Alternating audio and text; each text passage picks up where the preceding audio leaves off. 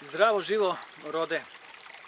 Evo, pre neki dan sam napisao jedan esej o civilizaciji, duhu i divljini i želeo sam to da pustim kao one moje priče onako u tekstualnoj formi, da pročitam samo, ali sam se ipak odlučio da ovako u prirodi snimim uz potok i uz ovu vrbu. Tako da ću sad prvi put vam pročitati, jer ipak sam nekako to u pismenoj formi bolje složio i porazmislio nego što bi to moglo ovako da vam prenesem. Tako da evo, sad ću vam pročitati taj esej. Nije mnogo dugačak, ali nadam se da će vam svima koristiti. Civilizacija, duh i divljina. Sve vlade u svetu opstaju stalnim i namernim podsticanjem pre svega straha, pohlepe i pohlepe. One su postale monstruozni monopoli iznuđivanja. Svi predstavnici naše homo sapiens vrste uvučeni su u jedan neverovatno komplikovan ekonomski sistem koji non stop podstiče pohlepu, koja se ne može zadovoljiti, požudu koja se ne da ispuniti i mržnju izazvanu gomilama strahova i grozota kojima nas besomučno zasipaju svakoga dana iz njihovog najjačeg oružja, njihovih medija. Ovakve vlade, odnosno države, su odavno u sadejstvu sa multinacionalnim kompanijama i korporacijama. I kada bolje porazmislimo, možemo vidjeti da su oni svi zajedno postali jedan ogromni kancer za ovu našu planetu. I taj kancer polako proždire zemlju, kamenje, kamenolome, šume i sav kompletan životinjski svet. Kakav odgovor im dati na sve ovo? Moj bi predlog bio mir, mir i veliki mir u svakome od nas. Ako se svako od nas okrene ka sebi, u molitvi ili meditaciji, veoma brzo ćete imati svoje sopstvene uvide i steći ćete minimum vere da shvatite koliko je svaki život na ovoj planeti vredan. Pa makar to bila samo obična travka ili nekakav za vas sada možda beznačajan insekt. Sami ćete steći stav nenasilja i odbijanja da se povredi život u ma kom obliku. A to je upravo ona sila koja je potpuno razorna za svaku pohlepnu kompaniju ili državu. Molitva ili meditacija koju praktikujete veoma brzo raščišćava gomile đubreta koji su vašu dušu zasuli putem medija i supermarket fakulteta i škola koje ste završili. Vaša vera će ojačati, a snaga ljubavi će razoriti huškačke ideologije u prah. Dakle, dobro zapamtite sada ovo. Naša glavna oružja protiv njih su građanska neposlušnost, pacifizam, otvorena kritika svuda i na svakom mestu, protesti, samonametnuto siromaštvo i nežno nasilje ako je potrebno nekog primitivca obuzdati. Primam od nekih ljudi kritike što propagiram molitvu, tihovanje, meditaciju. Ti ljudi, čini mi se, ne shvataju da svako onaj ko se posveti proučavanju sebe nema čega više da se plaši. On se otvoreno uputio u sopstveno lično istraživanje i na taj način omogućava svoj i, što je najlepše, i tuđi dalji razvoj u meri i količini koja svakom od nas individualno odgovara.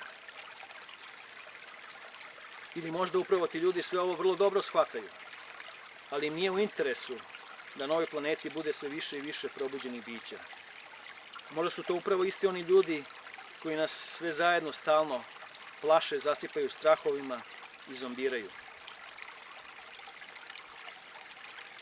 Naravno, to su ti ljudi. Zato su oni svuda uspostavili hijerarhije od države, crkve, vojske, pa do raznih kompanija i firmi u kojima hijerarhija caruje. I to onda oni nazivaju civilizacijom. Sasvim je očigledno da su dometi ove naše civilizacije očigledno precenjeni, što se najbolje vidi poslednjih 40 godina u kojima je propao komunizam, a liberalni kapitalizam se pretvorio u korporacijski kancer koji nagriza celokupnu prirodu i kompletno sve resurse ove naše planete. I stoga pravo rešenje je u stvari povratak rodu, porodici, plemenu.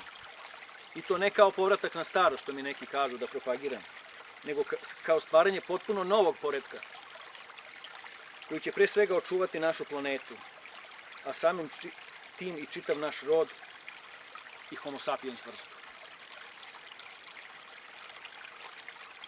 Svaki čovek koji je razvio sopstvenu logiku, stekao svoje lično široko iskustvo, sagledao civilizaciju svet u kome živi iz više aspekata i sa raznih uglova, a uz to ima i višak slobodnog vremena, neminovno je da će doći do uvida da želi da živi jedan jednostavan i srećan život, sa minimumom oruđa i odeće u neposrednom dodiru sa prirodom, dakle u nekoj divljini. I verujte mi, sama ta divljina je apsolutno najbolji učitelj. Ako ste dobar učenik, onda vas ona ispunjava svakog dana jednim drhtavim strahopoštovanjem, ostavljajući vas u sred nigdine zahvalnim i poniznim. Tako da je neminovno s duhovnim razvojem da lična priroda čoveka teži da ga vrati u naručje prirode, odnosno u divljinu.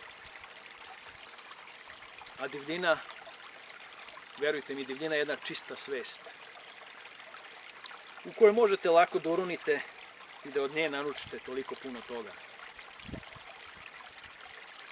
Mi kao vrsta već više od 1000 godina besomučno idemo ka nekoj civilizaciji koja je potpuno predatorska, a koja u suštini kompletno slabi ljudski genom.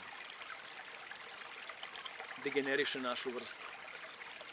I koje, sami već vidite, svet oko sebe, da je toj civilizaciji polako došao kraj. Nama svima zajedno treba stvaranje sasvim novih temelja čitavog društva na osnovama zaštita prirode i zaštite života kao takvog, kao osnovnih zakona kojima trebaju svi da se povinuju.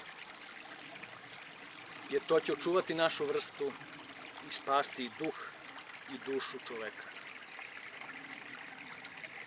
Potrebna je društvena organizovanost koja sputava moć i želju za vlasništvom, a podstiče kreativnost, tihovanje, planiranje, život u prirodi, kao i sve druge autentične načine bivstvovanja na ovoj prelepoj planeti. Pitaju me mnogi kako sve ovo sprovesti, kako to da se uradi. To je toliko jednostavno. To se radi u našim glavama. U našim glavama polako treba da bude jasno da su mi prve generacije koje posle 1000 godina mogu da pogledaju u oči divljih životinja i da u njima vide sopstvo. Da vide bića koja vole svoju širu porodicu. Sve više i više je duša koje ovo svakodnevno osjećaju. Zapadna predatorska civilizacija je potpuno mlada i nezrela. I u svom daljem sazrevanju, u danu svaroga, ona će shvatiti prednost zaštite u odnosu na proizvodnju, stabilnosti u odnosu na razvoj, kvaliteta naspram kvantiteta. Vrednost celokupnog života sastoji se upravo u bogatstvu nagomilanih informacija u raznim genima svih živih bića.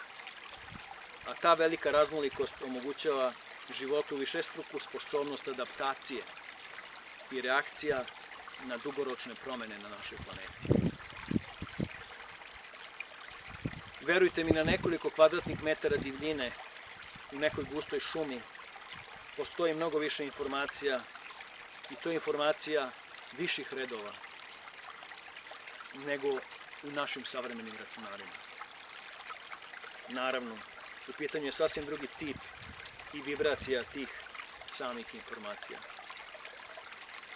I tako, kada se gleda, veoma brzo se shvati da čovek kao takav uopšte ne predstavlja najviši ili najznačajniji proizvod majke prirode. A šta bi onda tu bilo najvrednije? Najvrednije je, verujte mi, plodnost zemlje, čarobnost životinja, moć vizija utihovanju, inicijacija i ponovno rođenje svakoga dana iznova. Ljubav i ekstaza igre, pesme, zajedničkog rada koji ujedinjuje dušu u sveopšte naše postojanje. Hvala ti, Rode. Svako dobro.